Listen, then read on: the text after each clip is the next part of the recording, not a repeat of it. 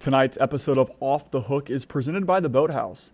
Whether you are looking for a new boat, accessories, or parts, the Boathouse has been servicing the local boating communities of Oconomowoc, Lake Country area, Madison, Lake Geneva, Southeast Wisconsin for over 30 years. We would be happy to share our knowledge and give you the information to make informed choices. Our job is to help boaters love boating. The Chinooks were shut out in a 3-0 ball game tonight. For Wyatt Kopelman and Andrew Lind, I'm Charlie Dern. Welcome to episode 14 of Off the Hook. So Wyatt, tonight we were shut out.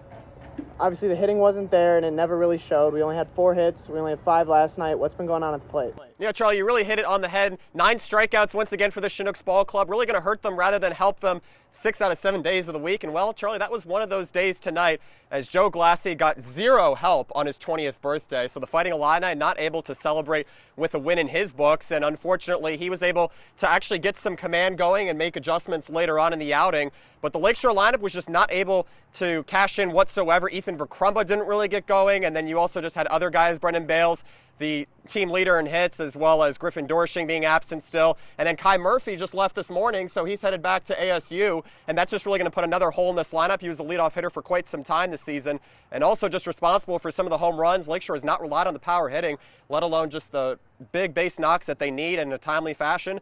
And unfortunately, they just left too many on base. Andrew, as Wyatt mentioned, Joe Glassy pitched. He had 3 runs given up tonight, only on 2 hits. What'd you like from him? Yeah, Wyatt, you mentioned those adjustments, and Joe Glassy did make adjustments after giving up 2 runs in the 3rd and then another run in the 4th. He came back out in the 5th and 6th with 1, 2, 3 innings. A lot of those outs were groundouts, and I asked him, I said, Joe, what's up with those groundouts? He goes, I was really missing high, and then I started to get the ball low, and that's what resulted in efficient pitching for him down the line. Yeah, and oddly enough, 6 up and 6 down through the first 2 for Joe Glassy. Looks like he was going to cruise right through, just as his predecessor, Tommy Lamb, had done last night. And then, unfortunately, Joe Glassy just ran into a little bit of trouble giving off the 2-run blast, not even a blast for that matter. It just creeped over the right field fence to Cam Craddock, the leadoff hitter. And so Cam Craddock was able to get the first couple runs on the board. And then just an RBI single from JT Benson of Louisville. The Cardinal did not see any action in ACC play, but nonetheless was able to just come in, get that timely hit that the Chinooks were really hoping for. And Lakeshore was just not able to capitalize. Yeah, and for the 2nd straight game and for a lot of this season, our bullpen's been very consistent. Brody Ware came in, and we finished the last 3 innings giving up no runs. What did you guys see from the bullpen tonight?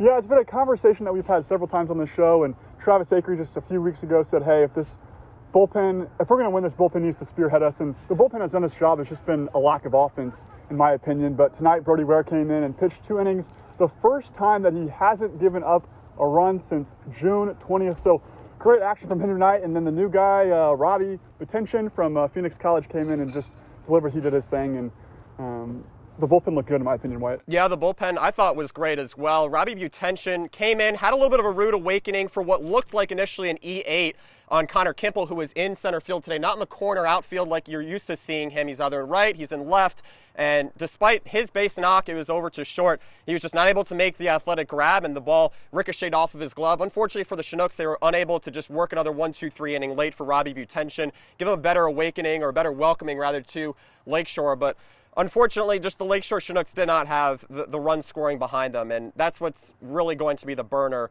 most of the time, especially in a league like the Northwoods League. It's about hitting. It's about timely hitting. Guys are coming in from the respective programs, whether it's an ACC, SEC school or not. They're trying to get as many hits as possible in their reps. Unfortunately, Lakeshore was just not able to get much of an answer out of any one of those 9 guys tonight. Well, tomorrow's the final game of our 4-game homestand, and it's the last game before the All-Star break. How can we build some more momentum? Well, honestly, I think the Chinooks are really just going to have to continue to experiment with the lineup right now. They're not getting the results they want. Brendan Bales was quiet tonight. And even from what you saw with Joey Califoot, I mean, the barehanded grab, that was incredible. Something that nobody really expected here at Capco Park.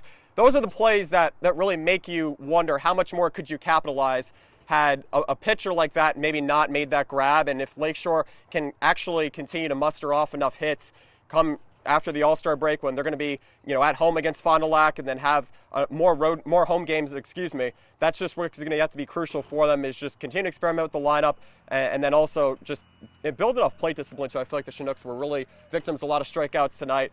And unfortunately for Lakeshore, the reason why the game went so quickly, 2 hours and 18 minutes, they weren't really just waiting for their pitch. And Madison continued to work throughout the innings and just put on more runs as we went along.